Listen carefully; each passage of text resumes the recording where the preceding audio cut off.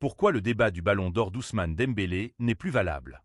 Alors que la clôture des votes du Ballon d'Or est prévue pour cette semaine, Ousmane Dembélé, 28 ans, fait office de prétendant naturel à remporter le trophée individuel, même si l'ombre de Lamine Yamal, 18 ans, plane toujours. Si le débat était à son paroxysme en fin de saison dernière, aujourd'hui, il paraît obsolète. Ousmane Dembélé est le joueur phare de l'équipe qui a quasi tout gagné la saison dernière. Et pourtant, les débats autour du joueur quant à savoir s'il méritait vraiment le Ballon d'Or 2025 n'ont jamais été aussi vifs et importants ces derniers mois, comme si l'aspect du collectif et des trophées remportés en club n'avait plus d'importance face à l'émergence d'un talent générationnel comme Lamine Yamal. Et chacun a le droit de se faire son propre avis sur la question, même si on a la sensation que l'aspect du collectif et du travail de l'ombre, qui comptait tant le soir où Rodri a été nommé, n'était plus trop d'actualité fin mai début juin. Quoi qu'il en soit, les semaines sont passées, une Coupe du Monde des clubs s'est déroulée, et Ousmane Dembélé, lui, a continué de travailler pour le bien du PSG. Paris n'a pas été champion du monde, mais a tout de même continué à choquer la planète football.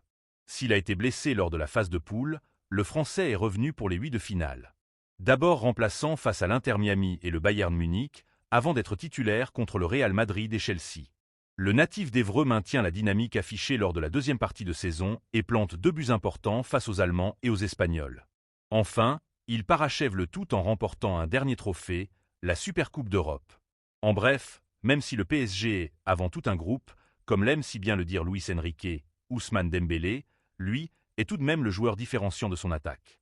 Chose qui se voit visuellement et statistiquement. Une saison de tous les records pour Dembélé.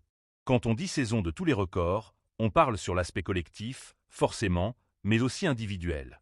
Paris a remporté le premier quadruplé de l'histoire du football français avec Ousmane Dembélé comme partie intégrante et majeure de cette conquête. Et forcément, obligé de se souvenir du soir où Luis Enrique avait écarté le Français à l'Émirat. Ce choix technique a vraisemblablement été un élément déclencheur à ce qui s'est ensuivi, comme a pu le sous-entendre l'Espagnol en février dernier. La meilleure chose que j'ai faite avec Dembélé a été de ne pas le faire jouer contre Arsenal, quand tout le monde m'avait critiqué. C'était ma meilleure décision cette année. Avant d'ajouter, le reste, c'est Ousmane Dembélé qui l'a fait, avec ses coéquipiers, son équipe, ses qualités, sa confiance, ce qu'il apporte comme joueur. Ça, il l'a fait tout seul. En revanche, l'événement de Londres, ça a été une décision importante.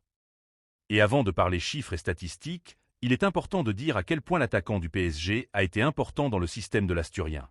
Repositionné en tant que neuf, Dembélé devient ce premier joueur au pressing et contre-pressing si important à l'équipe.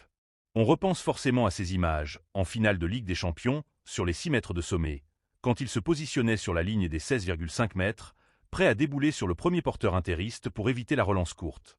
Les leaders se font respecter par ce qu'ils font et non pas ce qu'ils disent, et c'est ainsi que le Français a gagné le respect de tous avant tout.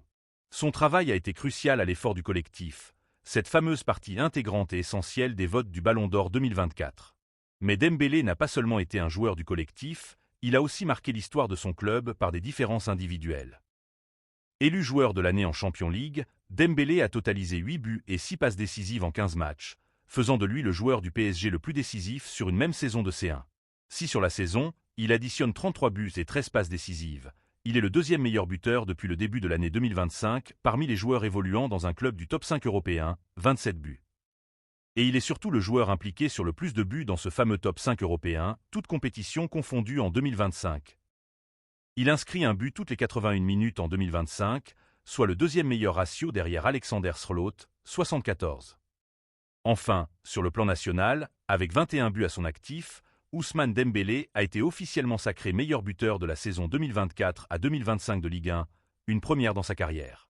Lamine Yamal est un talent générationnel, déjà trop fort pour son âge, très certainement le meilleur, ou du moins, l'un des meilleurs intrinsèquement, et qui aura le temps de tout rafler.